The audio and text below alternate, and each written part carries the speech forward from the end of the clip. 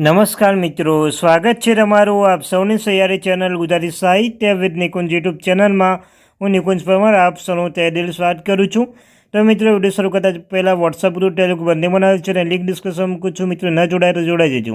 તો ચાલો મિત્રો, વધારે સમય ન બગાડતા વિડીયોની શરૂઆત કરું છું. તો મિત્રો, ગુજરાતમાં 9 લાખથી વધુ કર્મચારીઓ અને પેન્શનરોને આ લાભ મળશે. મોંઘવારી ભથ્થું એટલે કે ડીએ, સરકારી કર્મચારીઓ, જાહેર ક્ષેત્રના કર્મચારીઓ અને પેન્શનરોને ચૂકવવામાં આવતા જીવન ગોઠવણ ભથ્થાનું ખર્ચે છે તે ફુગાવાના પ્રભાવોને સરભર કરવા મદદ કરવા માટે મૂળભૂત પગારની ટકાવારી તરીકે ગણવામાં આવે છે. આ ભથ્થું તેમના પગારમાં ઉમેરવામાં આવશે તેની ખાતરી કરવા માટે તેઓ વધતા ખર્ચ છતાં તેમનું જીવન ધોરણ જાળવી શકે. મોંઘવારી ભથ્થું તેમના પેચકમાં કેવી રીતે સામેલ કરવામાં આવશે તેની વિગતો ડ્રાઈવ કરીએ તો ચાલો હવે જાણીએ ગુજરાત ડી હાઇક ન્યૂઝની વિગતવાર માહિતી. તો મિત્રો, રાજ્ય સરકારના કર્મચારીઓને લાભ આપવા માટે એક મહત્વપૂર્ણ પગલામાં ગુજરાત સરકારે કેન્દ્રીય સ્તર સાથે મેળ ખાતા મોંઘવારી ભથ્થા ડીએમાં 4% વધારો જાહેર કર્યો છે. આ વધારો જે 7મા પગાર પછી માર્ગદર્શિકા સાથે સંરેખિત છે તે જાન્યુઆરી 2024થી અમલમાં આવ્યો હતો.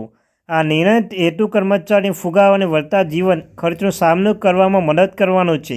તેમની નાણાકીય સુખાકારીમાં વધારો કરે છે. આ વધારાની વિગતો એ અસરો પર અહીં નજીકથી નજર છે.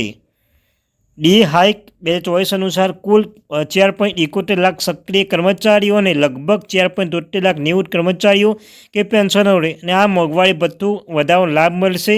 વધુ સ્પષ્ટ આપવા માટે 1 જાન્યુઆરી 2024થી 30 જૂન 2024 સુધી 6 મહિના સમયગાળા માટે મોંઘવારી ભથ્થામાં તફાવત તેમના પગાર સાથે 3 હપ્તાઓ વહેંચવામાં આવશે. આ સંરચિત ચૂકવણી યોજના સુનિશ્ચિત કરે છે વર્તમાન કર્મચારીઓ અને પેન્શનો બંનેને તેમની બાકી રકમ વ્યવસ્થિત અને સમયસર પ્રાપ્ત થાય છે અને જે તેમના ફુગાવાને વધતા વહેંચવામાં આવે છે અને તે વધતા જીવનના ખર્ચોમાં સામનો કરવામાં મદદ કરે છે. તો મિત્રો, તમે જોઈ શકો છો મિત્રો, કર્મચારીના મોંઘવારી ભથ્થામાં તફાવત કેવી રીતે ચૂકવવામાં આવશે. તો જાન્યુઆરી અને ફેબ્રુઆરી 2024નો તફાવત જુલાઈ 2024 પગાર સાથે ઉમેરવામાં આવશે.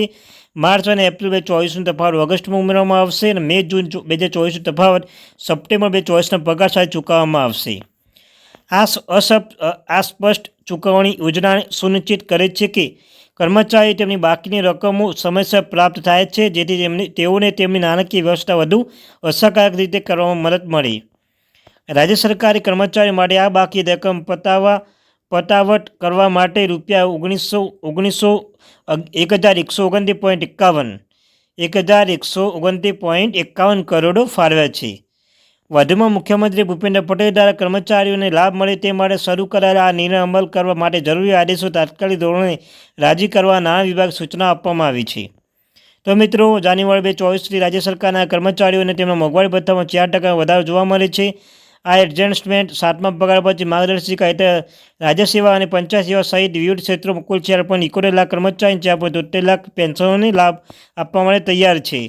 અને મિત્રો, વધુમાં વધુ 6 મહિના મોંઘવારી ભથ્થા માટે એરિયસ તેમના નિયમિત પગાર સાથે 3 હપ્તા વિતરિત કરવામાં આવશે. આ તબક્કાવાર અભિગમ સુનિશ્ચિત કરે છે કે વર્તમાન કર્મચારીઓ અને પેન્શનરો બંનેના તેમના લેણા માળખાગત રીતે પ્રાપ્ત થાય છે અને બદલાતી આર્થિક પરિસ્થિતિઓ વચ્ચે તેઓને અસરકારક રીતે તેના નાણાંનું સંચાલન કરવામાં મદદ કરે છે. તો મિત્રો, આ હતી અપડેટ.